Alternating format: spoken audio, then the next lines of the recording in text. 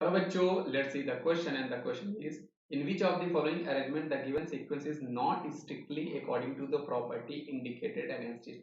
मतलब यहाँ पर हमारे पास बेटा ऑर्डर गिवन है, हमें ये बताना है इसमें से कौन सा ऑर्डर जो है बेटा वो आपकी प्रॉपर्टी जो गिवन है उसको वो स्ट्रिक्टली जो है वो आपको फॉलो नहीं कर रहा है। तो इस क्वेश्चन को चलिए बेटा सॉल्व करते हैं। ये बहुत ही अच्छा क्वेश्चन है। हमारे पास ऑप्शन ए जो दिया है बेटा H F S C L H B R H I increasing H D की स्ट्रेंथ, ये ऑर्डर आपका बिल्कुल सही है बेटा, ये आपका बिल्कुल फॉलो कर रहा है।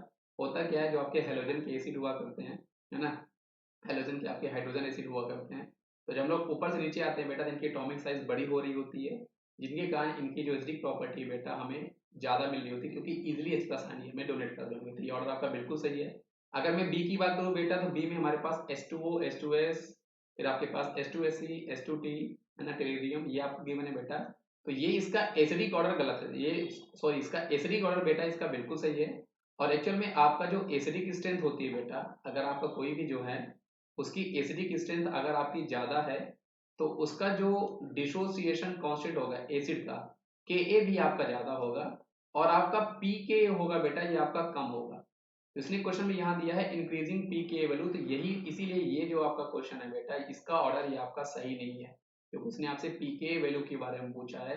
तो जो ज़्यादा आपका एसिडिक होता है बेटा उसको पी के वैल्यू कम होती है, के वैल्यू ज़्यादा होती है, क्योंकि आपका ये जो पी के होता है बेटा ये आपका नेगेटिव लॉग हुआ करता है, तो ये आपका इन्वर्स काम किया करता है।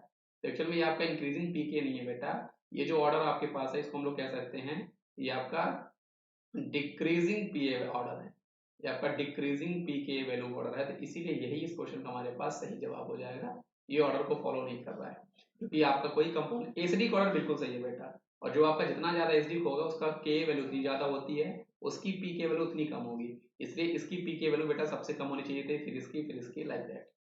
ऑप्शन अगर सी की बात करें बेटा तो इंक्रीजिंग एसिडिक करेक्टर, ये ऑर्डर भी आपको बिल्कुल सही दिया बेटा, है ना। जैसे जैसे हम ऊपर से नीचे आते हैं अपने 15 ग्रुप में हाइड्राइड्स में, तो इनकी भी एसिडिक प्रॉपर्टी बढ़ रही होती है। और डी भी हमारे पास यहाँ पर बिल्कुल सही है बेटा कि CO2 SiO2 SnO2 Pb2, इनका ऑक्सीडाइजिंग पावर यहाँ पर बढ़ रहा होता है, ये भी आपका बिल्कुल सही ऑर्डर है।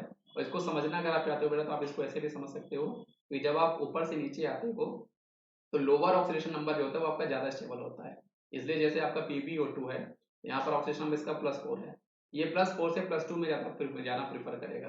तो अगर ये +4 से +2 में जाना प्रीफर करेगा तो मतलब ये रिड्यूस हो रहा है, और अगर ये रिड्यूस हो रहा है तो ये आपका गुड ऑक्सीडाइजिंग एजेंट का काम कर रहा होगा, इसका ऑक्सीडाइजिंग पावर ज्यादा होगा। तो इसको आप इनर्ट पेयर के कॉन्सेप्ट से भी समझ सकते हो। तो आई होप आपको ये कॉन्सेप्ट समझ में आया होगा बेटा। इसका सही जवाब हमारे पास ऑप्शन नंबर बी था। थैंक यू बच्चों।